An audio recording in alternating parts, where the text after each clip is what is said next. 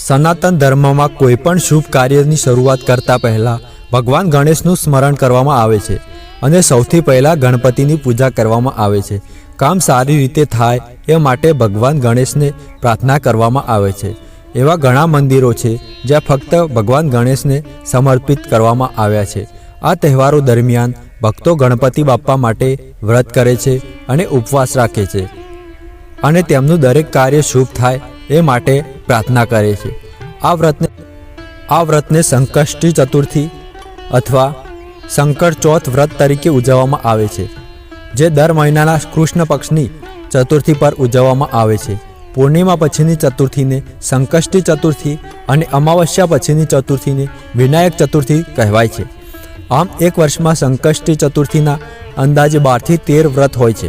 એવું માનવામાં આવે છે કે જે કોઈ આ વ્રત રાખે છે, ગણેશજી તેમની તમામ મુશ્કેલીઓ દૂર કરે છે. તેથી આજના વિડીયોમાં આપણે સંકષ્ટી ચતુર્થી વ્રતની કથા વિશે વાત કરીશું. સંકષ્ટી ચતુર્થી વિશે ઘણી કથાઓ છે, પરંતુ આ વિડીયોમાં અમે તમને એક સૌથી લોકપ્રિય કથા સાંભળીશું. ચાલો જાણીએ કે સંકષ્ટી ચતુર્થીની શરૂઆત કેવી રીતે થઈ. મિત્રો, આ તે સમયની વાત છે જ્યારે ભગવાન વિષ્ણુ અને લક્ષ્મીજીના લગ્ન નક્કી થયા હતા અને લગ્નની તૈયારીઓ ચાલી રહી હતી. ભગવાન ગણેશ સિવાય તમામ દેવતાઓને લગ્નનું આમંત્રણ આપવામાં આવ્યું હતું. બધા દેવતાઓ ભેગા થયા અને બારાત નીકળતી વખતે જ્યારે ગણેશજી ના દેખાયા ત્યારે બધા દેવતાઓ એકબીજાની વચ્ચે વાતચીત કરવા લાગ્યા કે ગણપતિ કેમ દેખાતા નથી? શું તેઓને આમંત્રણ નથી આપ્યું? તેઓ આવ્યા કેમ નથી? બધા દેવતાઓ આ વાતની ચર્ચા કરવા લાગ્યા. થોડી જ વારમાં આ સમાચાર સમારોહમાં હાજર તમામ દેવતાઓમાં ફેલાઈ ગયા. બધા દેવતાઓ આશ્ચર્યચકિત થઈ ગયા. પછી બધાએ ભગવાન વિષ્ણુને ગણેશની ગેરહાજરીનું કારણ પૂછ્યું.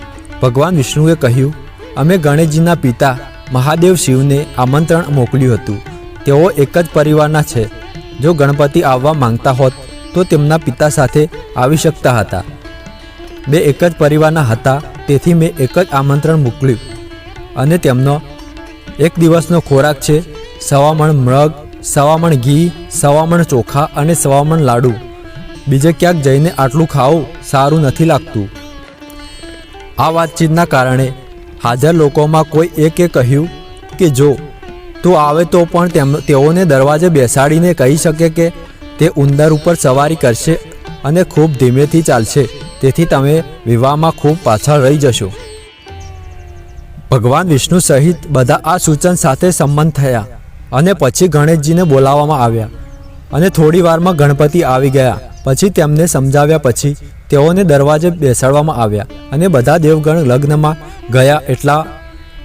એટલામાં નારદજી આવ્યા. તેણે જોયું કે ગણેશજી દરવાજા પર બેઠા છે અને બીજા બધા દેવતાઓ લગ્નમાં ગયા છે. જ્યારે પૂછવામાં આવ્યું તો ગણેશજીએ જવાબ આપ્યો કે મારું ઘણું અપમાન થયું છે.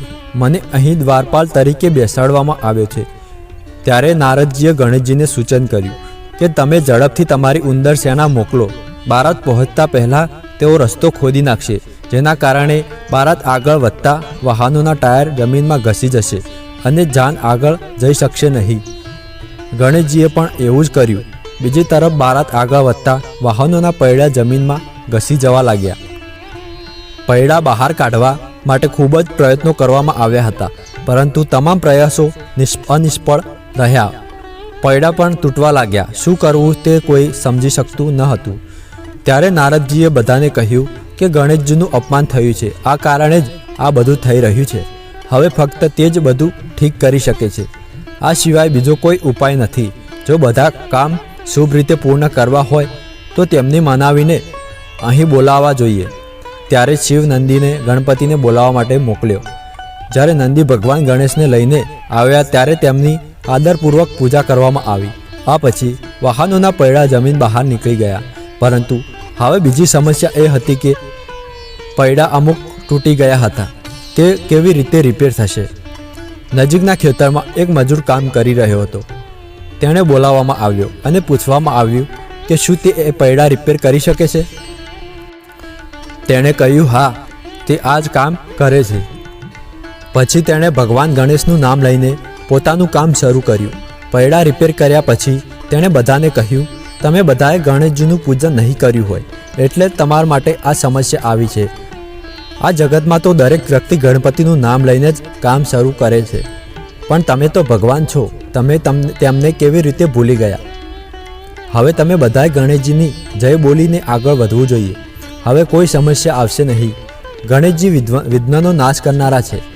તે તમામ સમસ્યાઓ દૂર કરે છે. અને પછી ગણેશજીની જય બોલાવીને બારાત આગળ નીકળી અને વિષ્ણુજી અને મા લક્ષ્મીના વિવાહ સંપન્ન થયા અને સૌ ખુશીથી ઘરે પરત પાછા ફર્યા. અને મિત્રો, ત્યારથી સંકટ ચોથનું ઉજવણી કરવામાં આવે છે. ઘણા લોકો આ દિવસે વ્રત પણ રાખે છે. તો આવો જાણીએ સંકટ ચોથના દિવસે વ્રત અને પૂજા કેવી રીતે કરવી. સૌપ્રથમ સવારે વહેલા ઉઠીને સ્નાન કરો અને સ્વચ્છ વસ્ત્ર ધારણ કરો. ભગવાન ગણેશની મૂર્તિને પણ સ્નાન કરાવો.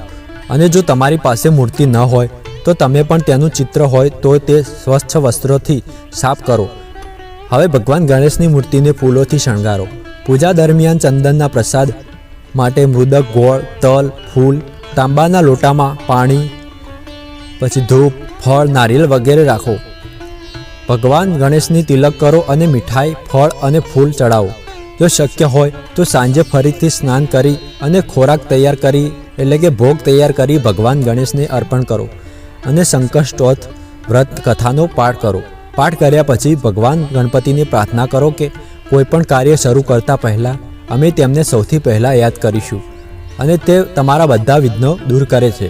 આ પછી ભગવાન ગણેશની આરતી કરો અને દરેકને પ્રસાદ વહેંચો.